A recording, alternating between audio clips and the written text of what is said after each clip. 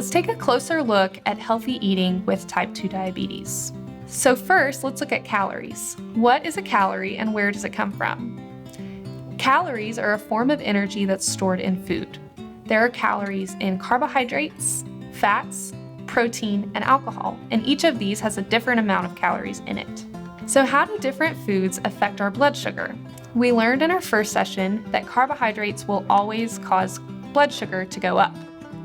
However, fat and protein don't really have an impact on blood sugar levels, and so if you eat a food that is just fat or just protein or just fat and protein, your blood sugar will stay about the same. And we also learned in our first session that alcohol can go either way. If you're drinking a sweet alcohol drink, like a sweet wine or Moscato or a fruity cocktail, that sugary drink will cause your blood sugar to go up. But if you're drinking spirits or liquor by themselves, that typically causes your blood sugar to go down. Let's take a closer look at each of these different groups. We'll start with fats. There are 3 categories that fats can be broken down into. We have unsaturated fats, saturated fats, and trans fats. Typically, out of these 3, we consider unsaturated fats to be the healthy option. And this is for all people, not just people with diabetes. Unsaturated fats are liquid at room temperature. So this would be like a vegetable oil, olive oil, canola oil. These are unsaturated fats. Saturated fats, on the other hand, are solid at room temperature. So butter, lard, shortening, these are saturated fats, and these are less healthy for us. Trans fats are the ones that we want to eat as close to none of as possible. So trans fats are found in shelf-stable baked goods, snack crackers, and chips, and these are really not very healthy for anyone. Now, in the fat category, we can get fat from oils, nuts and seeds, avocados, and cheese. Most protein foods don't contain carbs, but usually have some fat in them. These can also be categorized by how much fat they contain, like lean protein, medium fat protein, and high fat protein. And then we also have plant-based proteins. Protein foods include eggs, fish such as salmon, tuna, tilapia, or poultry like chicken and turkey. It also includes pork, beef, sausage, cheese, and tofu.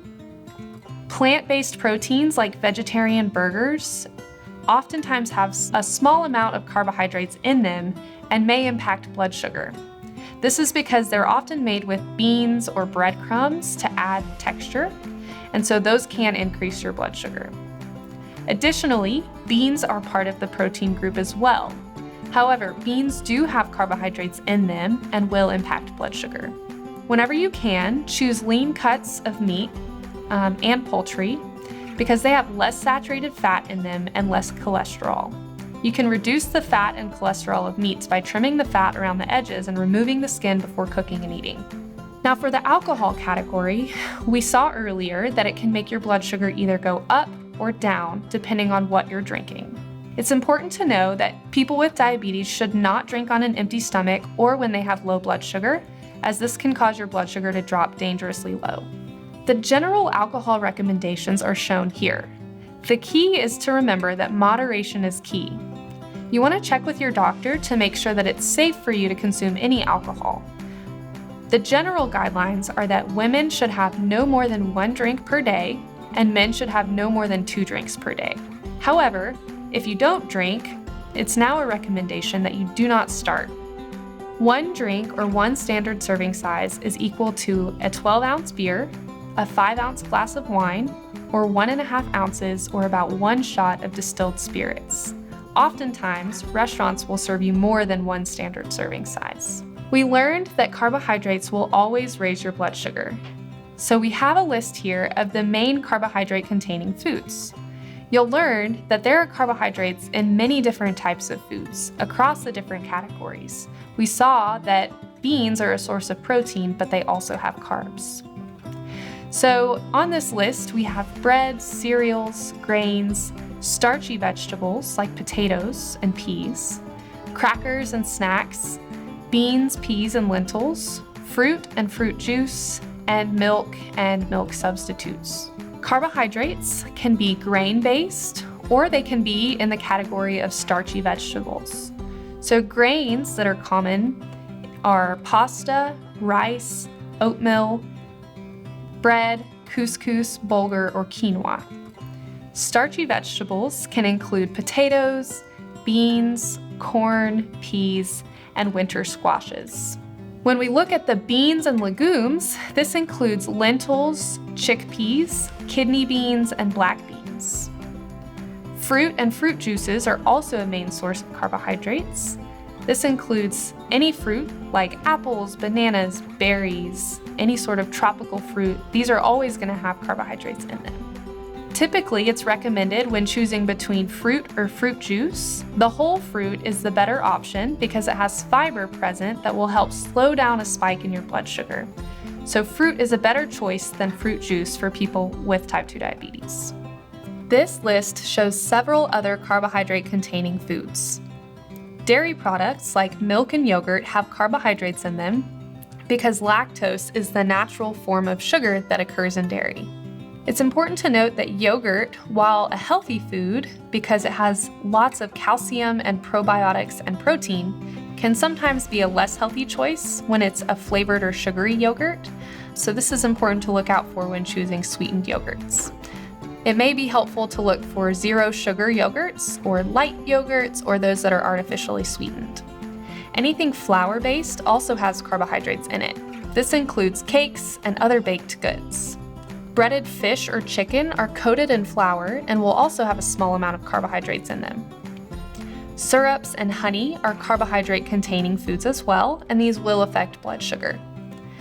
Anything with added sugars in it is something to pay attention to and may not be a very good choice for someone with type 2 diabetes on a day-to-day basis. This includes baked goods, icing, sodas, and sweetened drinks like sweetened teas or sweet fruit drinks. It's helpful to understand that carbohydrates do affect blood sugar. However, not all carbohydrates are created equally. Some carb choices are going to have a stronger impact on blood sugar than others. For example, simple sugars like the ones that you see in this picture are going to cause a quicker and a higher spike in blood sugar. On the other hand, those that are more complex, meaning that they contain more fiber in them, are going to be slower to digest and have a slower impact on your blood sugar. It's less likely that you'll see a really high spike when you're eating complex carbs. For example, whole wheat bread is more complex than white bread because whole wheat bread has more fiber. The more refined a carbohydrate is, the more fiber has been taken out, and the faster it will cause your blood sugar to raise. More examples of whole grain foods include brown rice, whole wheat bread, and whole grain pasta. These are better carb choices than white rice and white bread and white pasta. Food packaging can be misleading and confusing at times, so if you're not sure, it can be helpful to look at the back of the package at the ingredient list. The first ingredient should include the words whole grain or whole wheat. This will be your clue that this is a truly whole wheat product. So don't be fooled by coloring or packaging on foods. Sometimes if a food looks a little bit more brown or darker, that doesn't necessarily mean that it's a whole grain food. So look at the nutrition label to see the ingredient list, and that first list should have the word whole in it. Now, a question that people with diabetes ask often is, since it's a carb, should a person with diabetes eat fruit? And the answer is yes. Fruit is a healthy choice for people with diabetes. It does have carbohydrates in it, and it will impact blood sugar. However, it's still very healthy. It has vitamins, minerals, fiber, and powerful antioxidants in it that are very important for a healthy diet. A few things that you can do to help slow down the impact on your blood sugar are to pair fruit with cheese or protein, like fruit and cheese combos that pair well together, or having a nut butter with an apple slice or something along those lines.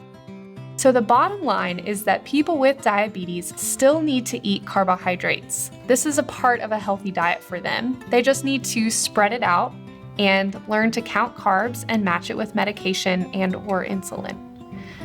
All parts of our body need carbohydrates to work. All parts of your body use energy that comes from carbohydrates, including your muscle, your brain, your liver, your heart. They're all relying on carbohydrates. So let's take a closer look at fiber. Fiber is a very important nutrient that helps your digestive tract work properly and stay regular. And for good health, most adults need about 25 to 30 grams of fiber each day. Unfortunately, most people only get about 15 grams of fiber a day, so that's not quite enough. An excellent source of fiber is a food that has at least 5 grams or more of fiber per every serving. Fiber, like I said earlier, is complex and it's broken down by our bodies differently than other carbohydrates. Therefore, high fiber foods don't impact your blood sugar as quickly or as much. If you're someone who doesn't eat a lot of fiber-rich foods and you're hoping to increase your fiber, you may want to do it gradually. If you go from eating almost no fiber to eating lots and lots of fiber-rich foods, you may experience some gastrointestinal discomfort. And so increase your fiber intake gradually to prevent some of these discomforts. It's also important to drink plenty of water when you're eating more fiber than you might be used to, because this helps with the digestion. A few examples of high fiber foods are beans, whole grains like brown rice or 100% whole wheat bread, popcorn, nuts, bran cereal, and berries. So one common myth about healthy eating with diabetes is that honey, agave, and maple syrups are healthier for people with diabetes. However, this is actually a myth.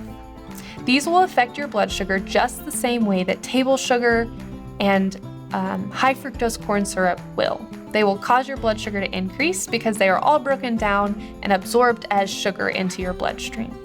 Artificial sweeteners like stevia, Splenda, Sweet and Low are great substitutes for adding sugar to things like tea or coffee. These don't impact your blood sugar, and so they're a healthier option for people with type 2 diabetes than adding actual sugar. Diet sodas can be a good substitute for sodas that have real sugar in them, because these will also not have an impact on your blood sugar. These are recognized by the FDA and the National Cancer Institute as safe to use and can be a good option for people with type 2 diabetes. Now, sugar alcohols are slightly different than artificial sweeteners. Similarly, they don't change your blood sugar. However, they are not digested and can cause stomach discomfort if you eat too much of them.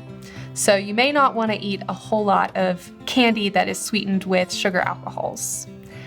You'll find this in foods that are labeled as sugar-free or no sugar added, and you can recognize the names by following this list. Erythritol, glycerol, mannitol, sorbitol, these are common sugar alcohols, and you'll notice that they all end in the letters OL. So if you see a word in an ingredient list that ends in OL, it's possible that it's a sugar alcohol. They don't actually contain alcohol, and they won't cause you to be intoxicated like drinking an alcohol drink. They have a similar chemical structure, which is why they're called sugar alcohols.